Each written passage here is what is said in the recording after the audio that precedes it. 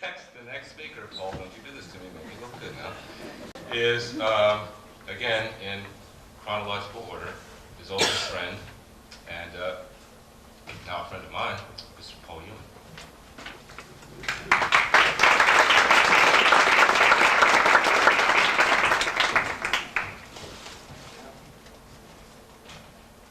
Hi, my name is Paul Ewing, and Dennis and I were friends for 39 years.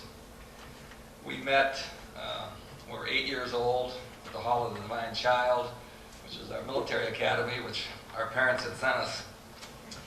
And it was a funny thing when I think back on it.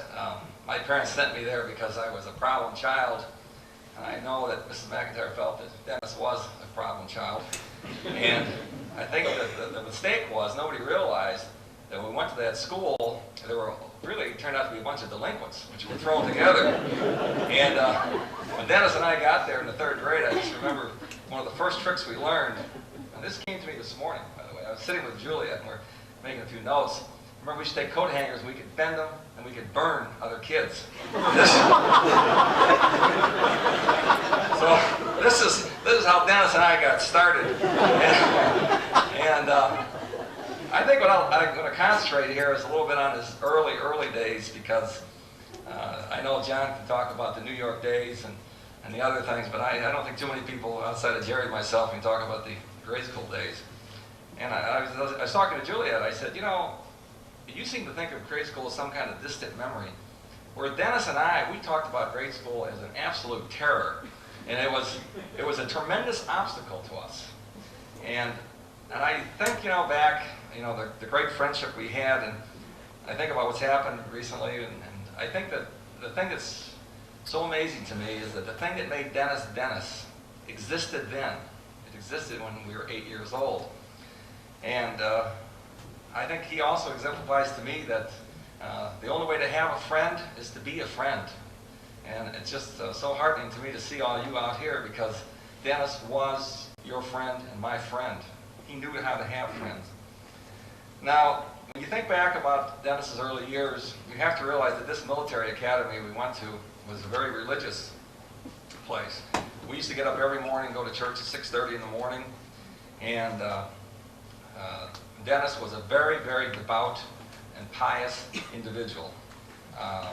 I know you find it hard to believe, but Dennis used to be constantly saying the rosary, and I tried to tell him in those days that he was overdoing it, and he really didn't take me seriously. We had first met, actually, when I really think about it, was we were picked to be on the same 3rd grade football team. It was called the Bone Crushers, and I was the quarterback, and Dennis was the fullback. And Dennis was a jock. Don't laugh, but that's true. Dennis was in the 3rd grade, he and I were the football stars. And we became close friends. And I remember, I think our friendship was really cemented when we had to, one of the rules at this school was that you had to eat everything on your plate. And I could not stand green beans. And Dennis liked green beans. And so I felt, we have something in common automatically. Well, they used to come around, actually, to get the real flavor of this place, they would actually put the food in your mouth and make you eat it and things like this. It was very disgusting. Dennis and I used to take food sometimes, put underneath the shelf, I remember. That was one of our tricks, and that was found out. And the worst thing Dennis couldn't stomach were these parsnips, turnips, and rutabagas. And when they came around, I remember one time, I just remember watching Dennis sitting there, and they were forcing him to eat this, and we were crying, and I was crying, and I determined to do something about that. And I think we cemented our friendship when I got Joe Kulik to sit next to us, because he would eat rutabagas. And I would pay him. I actually paid him, and Dennis thought that was really good. He wasn't the artist to think of that, but I was the businessman of our relationship. So that's how that came about. And I think that when I think back on it, we could not watch television at night. We used to sit in our dormitory, these little kids, and we used to read books. And Dennis was a tremendous reader of books, so was I. And he was an absolute expert on the Hardy Boys. And he had all the Hardy Boys. I don't know how he got those books, but anytime I had a book that I needed about the Hardy Boys, Dennis knew it. He could always explain to me the hidden meanings in these Hardy Boy books, which I couldn't see. He is also a great movie lover. So the great fun was Sunday night. Our only entertainment was Sunday night. We would get a chance to see a kind of a first-run movie, and that hurt us in there. And again, I remember my friend Dennis, when he was being punished, they knew how to punish Dennis. They would make Dennis stand outside and listen to the movie, but he couldn't see the movie. And I remember this, this used to break my heart, and we did a lot of ranting and raving. I remember the other thing that used to always went through those grade school years. I remember, since we spent 6 years together from 3rd grade to 8th grade in those early years, is sitting down in the middle of this big field and talking about how we were going to escape. And Dennis sat there, and he had more ingenious ways of how we were going to get along, and we'd sit there for hours, and it went on for a long, long time, because we both hated that place so much. And we were going to finally get on a train. Our parents were never going to see us again. And we were going to go off and make our way in the world. And I'm sure that the only reason Dennis didn't do it, I would have probably gone with him, but the reason we didn't was because of Mr. McIntyre, and had such a tremendous influence on Dennis. And Dennis really wanted to live up to what his father had sent out, and Dennis wanted to be a success. And it became a big burden, I think, on his shoulders. I think there's one other incident that happened that is worth repeating, and it's a kind of a tragic thing. It was one of the most tragic things that happened to us. I mean, not tragic, I guess, but influential, is that there was an incident one time, I think it was in the 6th or 7th grade, where we were all standing at attention. This is, of course, a military academy. And we had this nun that was walking back and forth who we all detested. And a good friend of ours made a rather obscene gesture to this nun behind her back. And when she turned around, she knew somebody had done something, but she didn't know who. And it just started to drive her crazy. And this was like, our little group was like a little mafia group. You never spoke. You never said the word. And Dennis knew this, and we knew this. But we went to bed that night, and about 9:30 or 10 o'clock, they got us up, and they marched us down. Keep in mind, we're 5th graders or 6th graders. And they marched us down into this chapel. And it's all marble floors. We walked in there, and the lights were flickering. And we were forced to sit there for about 30 minutes in the front pews of this church. Finally, this priest came out, and he gave us a lecture about the bad apples. And he told us in this long 30-minute tirade that we were under pain of mortal sin to tell who it was that had done this gesture or whatever to this nun. And I remember Dennis and I were in our pajamas and our bathrobes, and we're walking out of there, and Dennis was really shook about this, and he said, "We have to tell." And I said, "Wait a minute, Dennis." I said, "You keep your mouth. You don't have to say anything." He says, "No, but we're under pain of mortal sin." I said, "Dennis, let's get serious." And so we were arguing all the way back up to the dorm. We went to bed, and you can't imagine my horror as about 30 minutes later, about 10 kids were still awake talking, and Dennis got up silently and walked and knocked on the nun's door. And of course, about 30 minutes later, he had gone down, he'd seen the priest, and 30 minutes later they grabbed this kid and took him out, and they actually threw him out of school.